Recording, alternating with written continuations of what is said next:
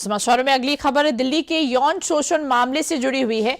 दक्षिण पश्चिमी दिल्ली के वसंत कुंज इलाके में स्थित एक प्रसिद्ध आश्रम के संचालक स्वामी चैतन्यानंद सरस्वती पर छात्राओं ने यौन शोषण का आरोप लगाया है। संत के भेष वाले बाबा की हकीकत क्या है, चलिए देखते हैं इस रिपोर्ट से।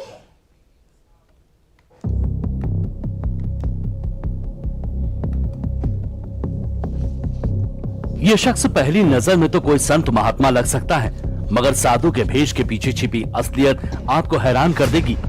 स्क्रीन पर दिख रहे इस शख्स का नाम स्वामी चैतन्यानंद सरस्वती उर्फ स्वामी पार्थ सारथी है। दुनिया के लिए तो ये शख्स दक्षिण पश्चिमी दिल्ली के वसंत कुंज इलाके में स्थित एक प्रसिद्ध आश्रम के संचालक की छवि रखता है, मगर वेब सीरीज आश्रम की तरह ही इस आश्रम में भी पढ़ाई के नाम पर संचालक गंदा काम कर रहा था। नकाब के पीछे छिपे दरिंदे की करतूत आपको हैरान कर देगी।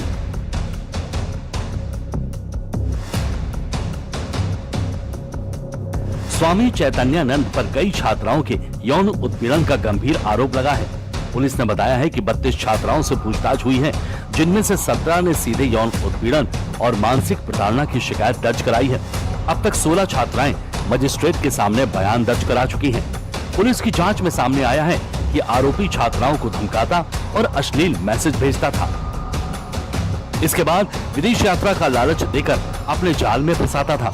उसने कई बार स्टूडेंट्स को देर रात कमरे में बुलाया और कम ग्रेड देने की धमकी भी दी। बुधवार को मामले के सामने आने के बाद पुलिस ने आरोपी के खिलाफ बसंत कुंज नॉर्थ स्टेशन में बीएनएस की धारा 75(2) 89/351 के तहत एफआईआर दर्ज करने के साथ ही मामले की जांच शुरू की है। सीसीटीवी फुटेज की जांच के बाद बुधवार को आरोपी के ठिकानों पर छापेमारी की गई।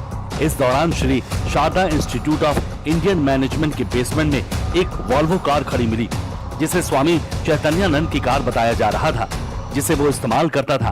पुलिस ने कार जब्त कर ली। बताया जा रहा है कि कार पर लगी हुई नंबर प्लेट फर्जी है।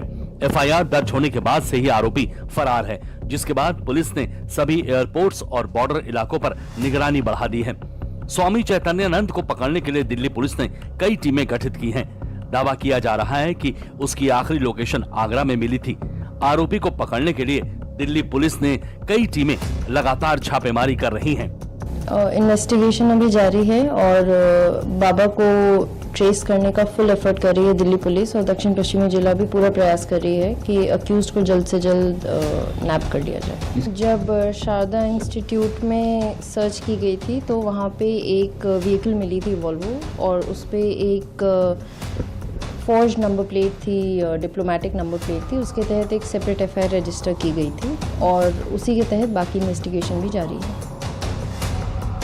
एफआईआर के पन्नों में दर्ज आरोप पढ़कर ही रोंगटे खड़े हो जाएं। संत का नकाब पहने स्वामी चैतन्यानंद के ऊपर तो कई आरोप लग रहे हैं। पुलिस की जांच में सामने आया है कि 3 महिला वार्डन और फैकल्टी भी आरोपी की मदद करती थी।